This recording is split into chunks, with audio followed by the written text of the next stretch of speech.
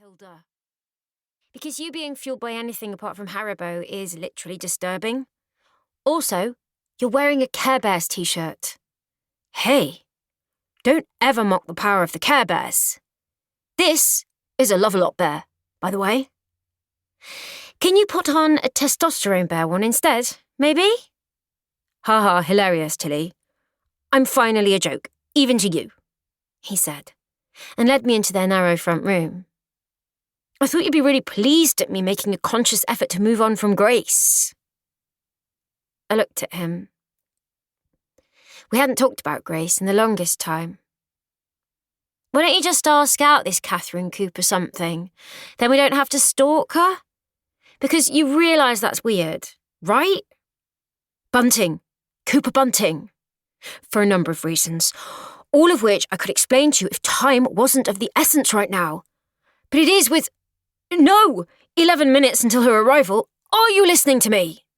I always listen to you. Here's the plan. She's one of those punctual types, which means that exactly 1700 hours, she's going to knock on the door. Mum is going to come and open the door, at which point we'll have approximately 15 seconds of... Hello, Mrs. Booker. Hello, Katherine. Before the front door will shut, at which point Katherine Cooper-Bunting is going to see me, casually leaning against the doorframe here, and you're going to sit in the green chair over there, and you're going to laugh like I've just said the funniest thing you've ever heard. Have you hit your head recently? Fine, Tilly. Forget about it. You don't have to stay. No, I'm staying. Sorry. Continue. Right, go and sit in the chair. I'm getting Macmillan off. You'll be holding him. I'll also grab a jumper or something. Approximately 45 seconds later, Teddy, now wearing a lumberjack-style long-sleeve thing I'd never seen on him before, carried the screaming three-legged Rachmaninoff into the room and plopped him onto my lap.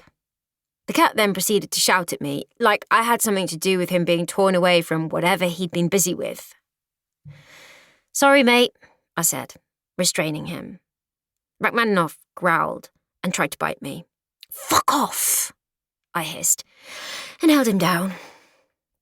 Teddy disappeared again, and when he came back, his violin in hand, I knew he'd lost his mind for real this time. Both of us were born into musical families, but neither of us had inherited the musician gene, which was the cause of unspeakable embarrassment for our parents. Mum and Dad gave up on my musical education pretty early, but only because my older sister Emmeline was already a genius on the piano.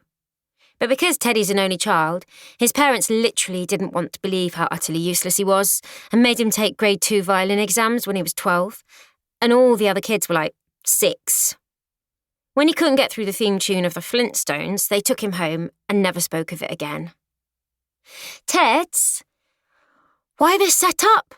I asked, still wrestling with Rachmaninoff, who was trying to full-body launch himself off my lap. Girls like guys with cute animals, he said, nodding at the still-screaming cat from actual hell.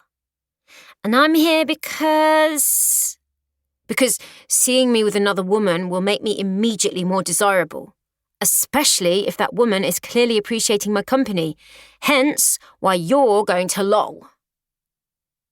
I raised my eyebrows at the violin.